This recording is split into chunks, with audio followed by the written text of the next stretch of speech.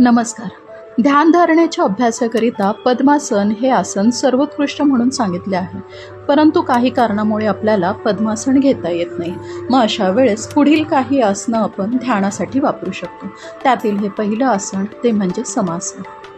समासनामध्ये एका पायाची टाच पूर्णपणे जननेंद्रियाच्या जवळ ओढून त्यावरती दुसरी टाच ठेवून द्यायची आहे आणि आपल्याला ध्यानात्मक स्थितीमध्ये बसायचे आहे.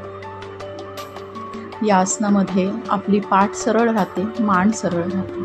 दुसरं आसन आहे ते म्हणजे स्वस्तिकासन. यामध्ये एका पायाची घडी घालून दुसऱ्या पायाचा तळवा खाली असलेल्या मांडी आणि पोटरीच्या मध्ये ठेवायचा आहे.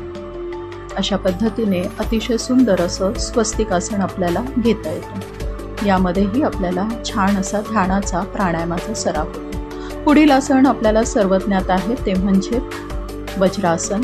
वज्रासन स्थिती ही देखील प्राणायामाच्या अभ्यासासाठी अतिशय महत्त्वाची आहे. त्याशिवाय ध्यानाच्या अभ्यासाला पण याची मदत होते. वज्रासनामध्ये कपालभाती ही क्रिया अत्यंत सुंदररित्या करता येते. त्याशिवाय पचनासाठी देखील वज्रासन महत्त्वाचे आसन आहे. आता इथेच थांबूया. पुढील भागात अजून पुढची माहिती घेऊन येऊया. धन्यवाद. हरिओम.